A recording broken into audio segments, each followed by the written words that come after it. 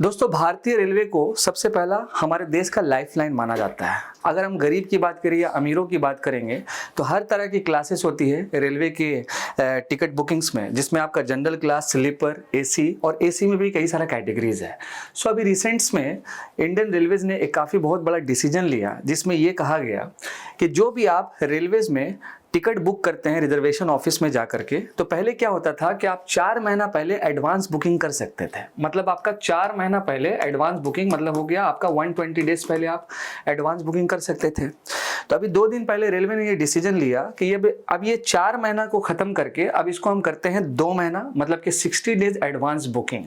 तो अब सबसे पहला सवाल ये है दोस्तों कि इंडियन रेलवेज को ये करने का पीछे क्या इंपॉर्टेंट रीजन है, क्या वो इंपॉर्टेंट फैक्टर है जिसकी वजह से ये मतलब कि किया गया 60 डेज।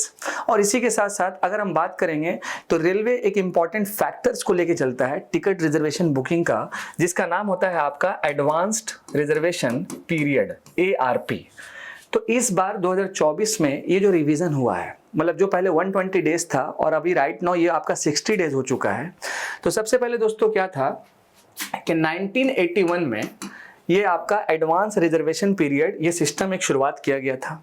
और फिर फाइनली दोस्तों सबसे शॉर्ट पीरियड में 1995 से लेकर के मान के चलिए आप 1998 तक एडवांस जो बुकिंग हो रहा था वो 30 डेज मतलब कि आप एडवांस मतलब कर सकते थे बुकिंग, 30 दिन का एडवांस बुकिंग कर सकते थे।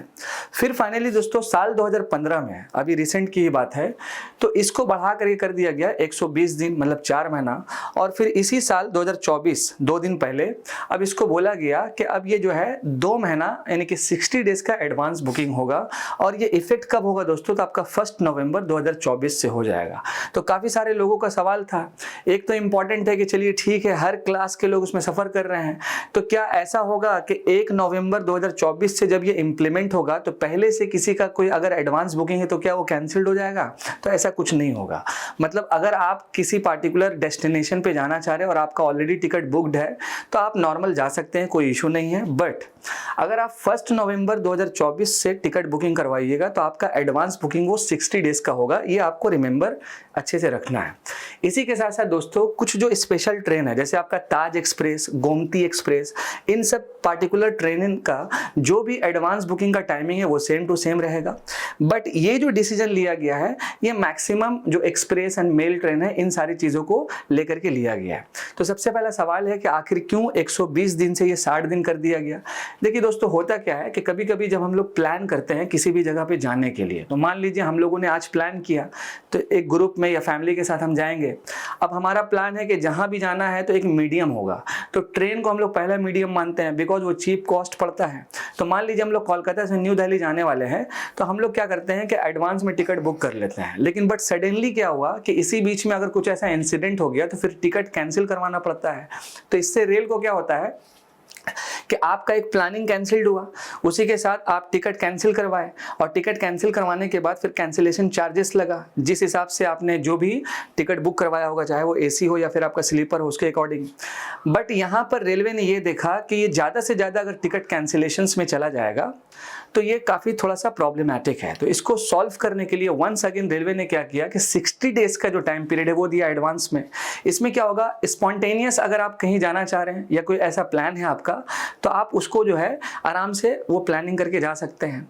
देन इसी के साथ साथ एक और इम्पॉर्टेंट फैक्टर है कि रेल ने अभी एक AI मॉडल शुरू किया है, आर्टिफिशियल इंटेलिजेंस मॉडल, जिसमें होगा क्या कि मान लीजिए कोई व्यक्ति अगर अपना कंफर्म टिकट को कैंसिल करवा लेता है, तो होता क्या है कि जिस व्यक्ति का पहले से टिकट बुक था और वो मान लीजिए RAC था, मतलब कि रिजर्वेशन अगेंस्ट कैंसिलेशन, मतलब ऐसा होगा कि किसी का मान लीजिए कि कंफर्म टिकट है, अगर वो कैंसिल करवाया तो कैंसिल होने के बाद सबसे पहला जो व्यक्ति RAC वाला है उसको पहला जो है कंफर्मेशन मिल जाता है।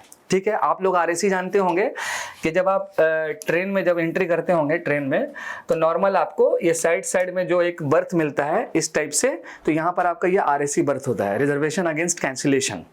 तो आरएसी में क्या होता है ना कि एक ही बर्थ पे दो लोग बैठते हैं। तो होता क्या है कि जिस पार्टिकुलर व्यक्ति का कंफर्म टिकट है अगर वो कैंसिल्ड हुआ तो पहला कंफर्मेशन मिलता है आरएसी वालों को। तो इसी हिसाब से 30% ये जो मामला है कैंसिल होना, फिर उसके बाद किसी को सीट मिल जाना, तो एआई मॉडल के माध्यम से ये स्पॉन्टेनियसली इसको सॉल्व किया गया है, ऐसा रेलवे के मिनिस्टर अश्विनी वैष्णव जी इन्होंने कहा।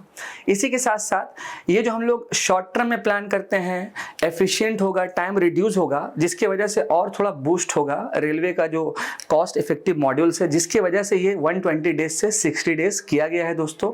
और आप सभी को मालूम है कि जितना भी टिकट बुकिंग होता है खासकर ऑनलाइन, उसके रिगार्डिंग IRCTC जो है एक ऑर्गेनाइजेशन है जिसको नवरत्ना का स्टेटस मिला हुआ है PSU की कैटेगरीज में, जो इंडियन रेलवे के अंदर काम करती है। तो कमेंट सेक्शन में जरूर आप बताइएगा दोस्तों कि IRCTC का फुल फॉर्म क्या है। आई होप आपको ये टॉपिक क्लियर हुआ होगा। मैं आपका दोस्त और आपका host Adnan sir, thank you so much. जय हिंद दोस्तों।